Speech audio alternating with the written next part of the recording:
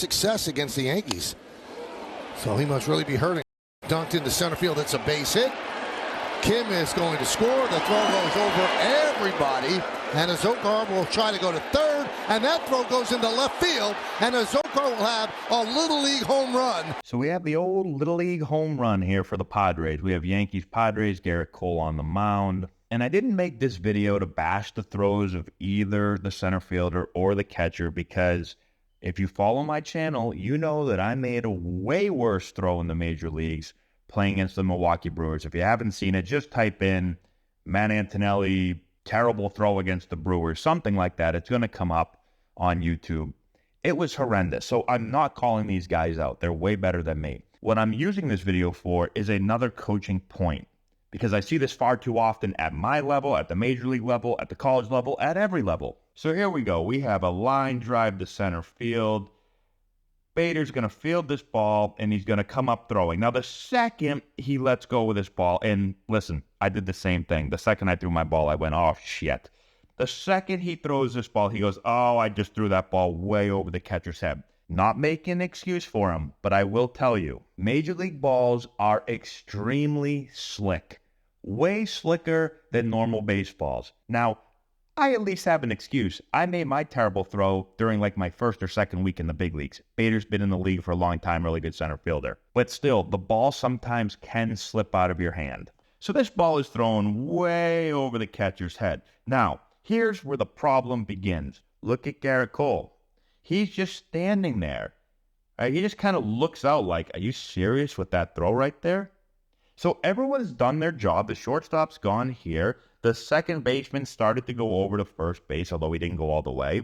We have Rizzo coming in here for the cut. There's no reason for the pitcher to be standing on the mound. I tell our players all the time, if the ball is put in play and you're not moving somewhere, you're doing something wrong.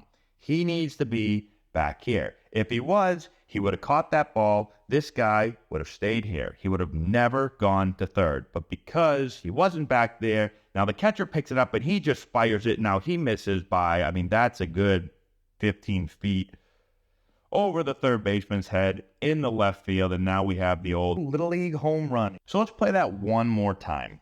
So again, here we go. Balls hit the center. Garrett Cole immediately, he needs to know that a man on second, I need to back up the plate as fast as possible, but he's not. Again, we pick the ball up and we throw it away. And right here, I mean, he literally picks this ball up and almost doesn't even look. It's like pick it up and just fire. Right? That's a tough play. You're running full speed and full gear, and you just grab this thing, turn, and just fire it to third base.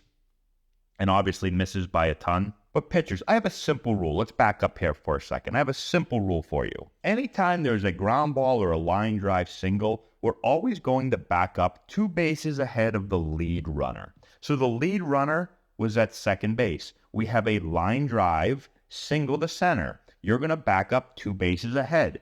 This would be 1 base. This would be 2 bases. So keep that in mind. The second the ball is hit, it's a line drive or a ground ball single, I'm backing up 2 bases ahead. I'm getting back here. If it's a fly ball, we're going to have the runner tag up. Any fly ball, you're going to back up 1 base ahead. So man on second base. If this was a fly ball to center field with less than 2 outs, obviously, then we are going to back up 1 base ahead. So we would go over to third. So with less than 2 outs, a fly ball, which is going to be a tag-up situation, you always back up 1 base ahead. Any ground ball or line drive single, we always back up 2 bases ahead. It's a very simple formula. So, pop quiz, man on first base, ground ball, line drive, single, where are we backing up? Third base, 2 bases ahead. Man on third base, 1 out, fly ball, tag-up situation, where are we going to back up? 1 base ahead of the lead runner, which is home plate. So this is what I do with our players. I just call out where the base runner is. I tell them what the ball does, line drive, ground ball, or fly ball, and then you tell me which base to back up. So if you do that and you practice it enough, you'll do it right in the game.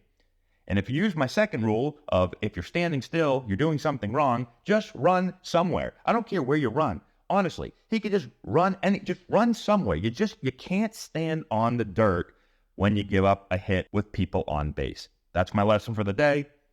Hopefully it helps you out. Let me know in the comment section if you have any questions. Subscribe to the channel, hit the notification bell, give it a thumbs up, all that good stuff. We'll talk to you later.